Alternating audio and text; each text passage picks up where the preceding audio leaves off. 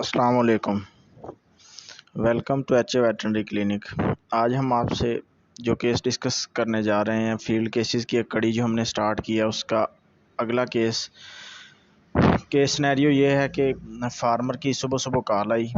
Complain ये थी कि काफ का टेम्परेचर 106 से कम नहीं हो रहा। बहुत से वीएस ने, बहुत से वेटनेरियंस ने उसका इलाज किया, कोई फ़र्क नहीं पड़ रहा था।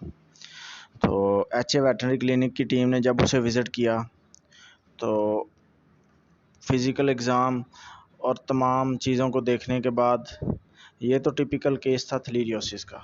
जो भी टिपिकल केस थ्लीरियोसिस का होता है तो उसमें जो कॉमन साइंस प्रेजेंट होते हैं उनमें सबसे पहले तो ये होता है कि पायरेक्सिया होता है। पायरेक्सिया मीन्स 106 से ऊपर बुखार होता है और बुखार कम नहीं होता।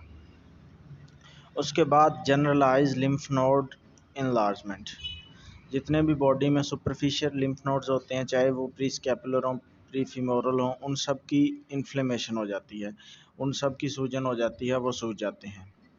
इसके बाद जो कॉमन साइन होता है जो कि इस बछड़े में मौजूद था, जैसे कि आप देख रहे हैं, स्क्लेरल हेमरेजेस, आँख के अंदर वाली झिल्ली के ऊपर हेमरेज होना स्टार्ट हो जाती है। इसके बाद अर्ली स्टेजेस पे लैक्रीमेशन स्टार्ट होती है। और इसके अलावा पांचवी जो टिपिकल प्रेजेंटेशन होती है वो ये है कि एक्सोप्थेल्मिया हो जाता है। एक्सोप्थेल्मिया का मतलब ये होता है कि आंखें ऊपर के बाहर आ जाती हैं, पीछे स्वेलिंग होती है तो स्वेलिंग की वजह से आंखें प्रोमिनेंट हो जाती हैं, बल्ज आउट हो जाती हैं।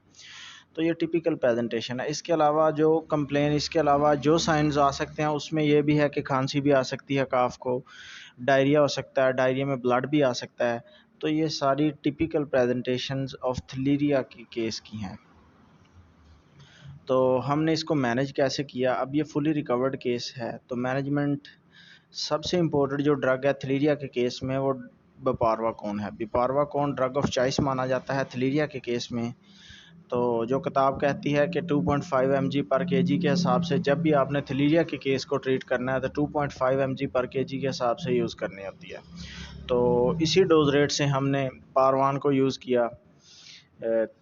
पारवान को यूज़ या बिपारवाकोन को यूज़ करने का मेथड ये है कि हमने 48 आवर्स के बाद रिपीट करनी है, यानी आज लगाया तो कल नहीं लगाना, परसों दोबारा लगाना होता है।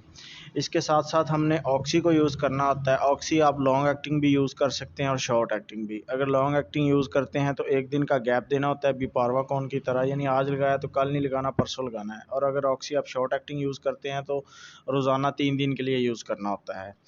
तो जो रिकमेंडेड डोज है यानी 5 to 10 mg पर केजी के हिसाब से शॉर्ट एक्टिंग ऑक्सी को यूज़ करना, 20 mg पर केजी के हिसाब से आपने लॉन्ग एक्टिंग ऑक्सी टेट्रासाइक्लिन को यूज़ करना होता है। क्योंकि ऑक्सी टेट्रासाइक्लिन हिपैटोटॉक्सिक भी होती हैं, तो हमने इस केस में साथ हेपाजन या लिवर टॉनिक को यूज़ किया।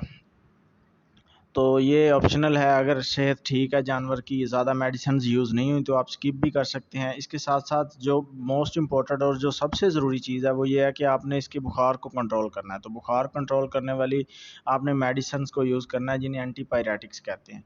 एंटीपायरेटिक्स में हमने इस केस में लॉक्सन को यूज़ किया, फ्लूनिक्सिन, मैग्लूमिन को। तो इसके बहुत अच्छे रिज़ल्ट मिले हमें।